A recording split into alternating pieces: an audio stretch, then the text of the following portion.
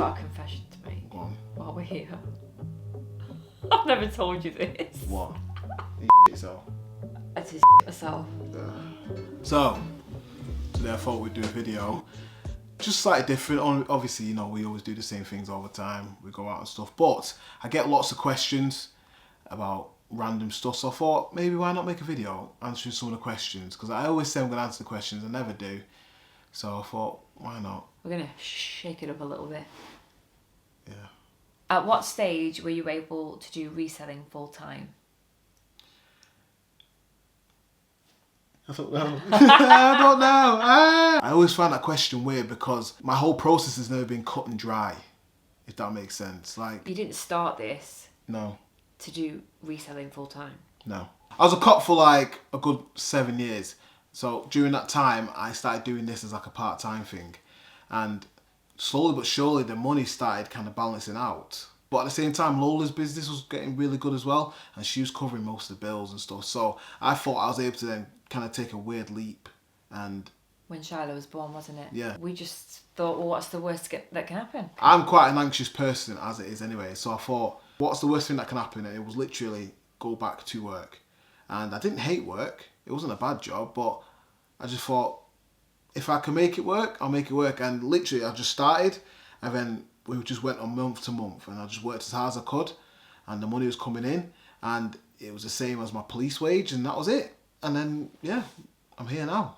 You want to be in a place where you're not having to work your business or work your reselling business from a place of fear. It needs to be from a place, you know, a comfortable place. Because you're not looking at your listings every day. Is it going to sell it, or should I change the pricing? You know, you just need to come from a good place. And that's deep, that one. I like it. Fortunately, we were in a good place, weren't we, with my business, and we wanted more freedom as a family, and it just worked well for us, didn't it? Yeah. I think I know what yours is. It's obviously, I've got a video all about it. It's a Ralph Lauren jacket, which I bought for £20, and it's over 600 quid.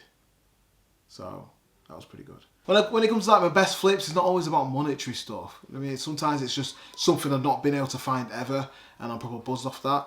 Like, there's a camera from Back to the Future, which I picked up, and I bought that for a tenner.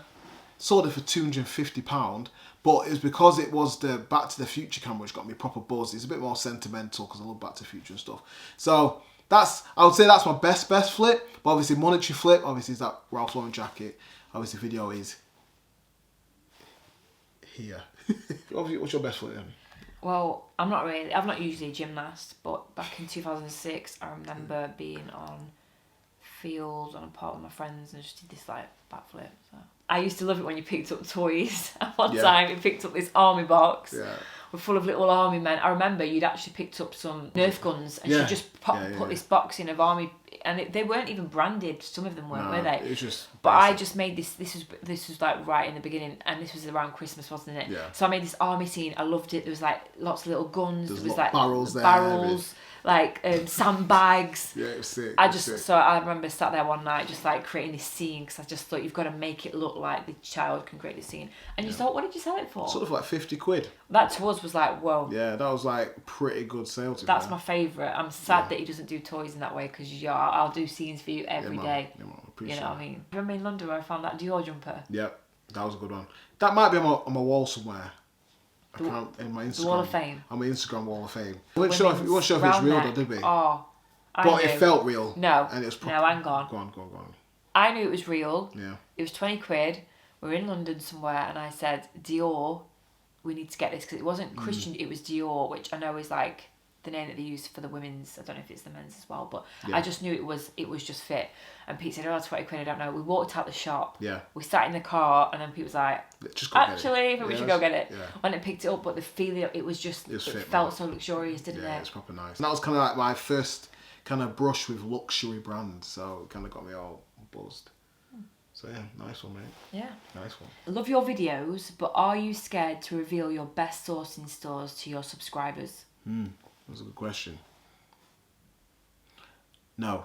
We'll always share where we go. We're not. Yeah, I'm not really precious about where I go, because for one, I don't go to the same place twice near enough. I'm always all over the shop. And I feel like my whole kind of premise of this whole game is, I'm trying to show is, Anywhere's good.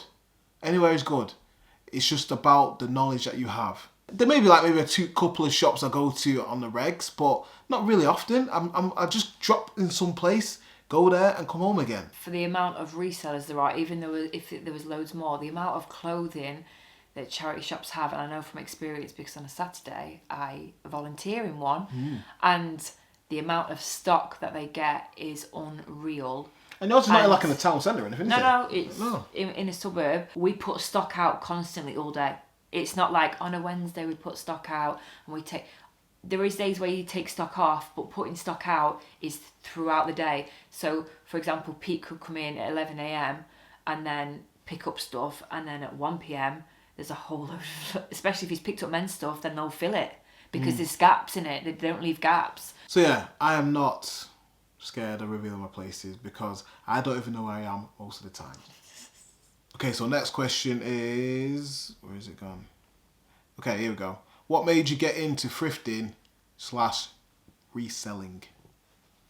I've always been a charity shop lover. Well, my mum used to take me when I was a little girl. Always used to go to charity shops. Bit embarrassed as a teenager to go in them, but I've just always known charity shops and have shopped in them. For the girls, didn't I? Bijou's clothes, which when we were pregnant, we didn't have a lot of money at all. So I've always been into charity shops. And then you came across... I watched a Gary Vee video on Facebook in 2017. And he basically said something along the lines of everyone in a house has got at least £1,000 that in items that they can sell and they can flip on eBay. And it intrigued me because I never thought of that as an idea of anything to sell, or I didn't even understand what that term was at the time. Pre this, I had never gone into a charity shop in my life. Like charity shops, I hated them. I just thought it's a place that old people just chuck their stuff. I'd never gone into a charity shop ever before this time. But it opened my mind to the possibility of reselling. And so, yeah, that's it, I think. Answer is yes. So, I'm actually from North Chad. If you know anything about Chadderton, you got the big Asda there. I'm just like 2 streets down from the big Asda. Near the Latics ground as well. So, it's like in between that bit. So yeah, I lived there my whole life. Proper Yonner. All about Chad, mate. And I went to South Chadderton School, 2000 to 2005. So, if you know anyone from there, give me a holler up. Holler up. Holler up. Holler up. Holler up. Holler up. Holler up, man. I can't high five on the holler up. For sake, man.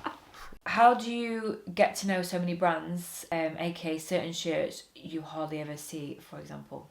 There's another question someone asked me, like, did you know fashion before you started and stuff? And the answer is, I am the most unfashionable person you've ever met in your life. I'm like super unfashionable. I mean, look at what I'm wearing a Special Olympics t-shirt. I didn't have any clothing knowledge because I never wore any clothes. I was a chav, I just wore Nike. Just naked the whole and time. And Adidas. Or naked all the time. Well, I did in the beginning because I didn't understand clothes at all. I didn't know what sold or anything. I literally used to get eBay out, type in t-shirts or jeans or something, and then just click sold, highest price, and I'll just work my way through them for hours. Like, we were watching a film, and for like those 2-3 hours that the film was on, I would just keep looking at different brands, just looking at the names which popped up more than once, and that was it. And then, like, let's say a random brand came up a few times and I actually wanted to see the logo, then I'll click on the logo and see what it was. Maybe sometimes do a Google search and just see where the brand comes from and stuff and just understand it. And that was it. In reality, it's a lot of research and being a bit of a dork. And that's it. And it's a process, isn't it? You don't start university and become a heart surgeon the same day. Yeah, exactly. It's taking you time to get to that. But you did start as a student. It takes time. It's not an overnight job. Take time. So if you don't know what M.O.P.A.R is, it's Masterpieces Advanced Racing, hosted by Masterpieces on his YouTube channel. He asked me to put in a Hot Wheels car, and it won the heats, and it won the final. But they're all ripping on me. The thing is, I got this big, heavy car, yeah, and they all ripped on me for it. But they all laughed last, didn't they? Hold on, no, they didn't say that right. They all laughing at me, but I had the last laugh when I just shut man down. Annihilated. Annihilation. We sat and watched it with family, didn't we? Yeah, we've got the whole family round. Jumped up, cheered. Yeah. Probably went out and got a McFlurry and apple pie after, actually, because Probably. That's what you celebrate with. Yeah. So, good times. Yeah, it's into my mind forever. Yeah, I feel like crying, to be honest. It's a good day. Yeah. What's your next big goal in life / business, if anything? I guess it is business, but it's more like life as well. Is just to have freedom of movement, freedom of travel. Yeah. So I feel like we've done that with my business because it's online, so I can go anywhere in the world, and we unschool the children, so we can go anywhere with them. We're not kept here. Yeah. In this one place, and I feel like there's a few more boxes to tick, but that's the big goal, isn't it? To be able to travel and go anywhere. Yeah, I feel like that's my goal. Like, because before I used to think like get a really big business, get loads of employees. In reality, all I want to do is less than what I'm doing now. I like to sleep in, and I like to just laze about and stuff. And so that's my dream. Just be able to just do my pastimes. I enjoy doing like a bit of jiu-jitsu here and there, and I like eating food. You probably guess. And a bit of bird watching, train spotting, and Scrabble. Yeah. I just love just to be able to wake up and know bills are paid for, everything's good, and I can just go out for the day and just do nothing. We're pretty much there, aren't we? Yeah. Like, I feel like at one point we were trying to like, because I wanted to get like nice big car, nice big house, this, that, the other. Like, we sort of did it, didn't we? We sort of did. We got like a really nice M.O.P.A.R at one point, and I didn't really enjoy it. It kind of, I was scared to drive it because I was worried about getting it scratched. But you're worried about the mileage, honestly. We went over the mileage and I was driving it round, feeling sick all the time about the mileage, thinking it's going to cost me. Every time it was mile, it's like an extra, like, what, 8p on top or something. I've got a confession to make. Go on. While we're here. I've never told you this. What? Do you know that mark that was on the left-hand side by the light? Yeah. That big one? Yeah. Oh, we didn't know what it was? Yeah. You knew what it was? I did it in the Derby Eagle Centre car park. There's 2 lanes. Yeah, big. The first one's easy. The next one is really hard. Yeah. Well, I went round that one and I skirted it off the. Did you hear it as well? The curb, and I just didn't dare to tell you. You yourself. I did myself. Well, I've got a confession to make actually. Okay. So I went to go pick up a Pokédex on a reselling buying thing. Yeah. Right. I pulled up, stopped the car. Which car? The M.O.P.A.R? The M.O.P.A.R. For fuck's sake. I got out of the car, but for some reason the handbrake turned off, and the car started rolling down the frigging hill. Anyway, it got stopped by another car, which is always quite lucky. So it actually hit another car. What happened to it? Nothing, because it moved and went hit the other car. Why did you never tell me? Because I myself. Honestly, it's the worst day of my life. I was like thinking about it. I was driving off thinking I could have blown the car up for a Pokédex, which is sold for like 25 quid. So. Okay, next question. Yeah. How much are you selling the Fear of God for? Okay, so that hoodie that we picked up in last week's video. In Coventry. Commentary. It's actually sold already. I took a picture of it straight away because I thought I don't like holding on to like expensive stuff. But anyway, someone from America messaged me a couple of days ago, wanted to do it for £245. So I sent it a global shipping program and it's on its way there now. So. And we picked that up for what? Probably less than £1. For less than £1. Ding. Ding. Ding. Yeah. So basically. Yeah, go on. We both go to church and there was this kind of weekend event at Manchester University. And we're all staying in the halls. 2006. Yes. 16 years ago. And on the Friday night there was like a party, we call it a dance. And the idea was that you take someone to the dance with you. And I didn't have a date for the dance. So my friend, whilst we were having lunch on these wooden benches in the courtyard, my friend decided to get me to... Well, I stood on the top of the table, on the benches table, and she said, "Does anyone want to take my friend to the dance?" And Pete was just about to bite into his... burger. What did I say? Do you remember what I said? What did you say? I remembered that action, but I don't remember the words that came out. I said... So like, I'll eat your burger. Yes! No! Yes! I'll eat your burger. That's exactly the words that I said. I just said, yeah, go on then. Yeah, go on then. Yeah, go on then. Well, might as well. Yeah, might as well. I kind of say that, don't I? Yeah, I'll take her. It was well awkward, right? Yeah. Did you go to dance or just like... We're just like dancing like that.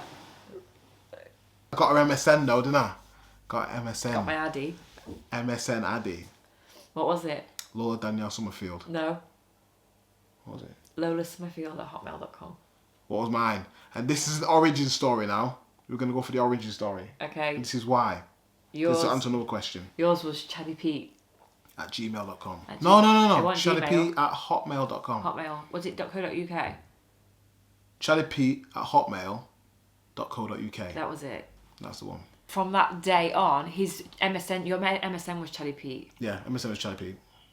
I always knew him as Chaddypete, so all the girls that I hung around with always knew him as Chaddypete. It was just Chaddypete. That's what we called him because, I guess your name on.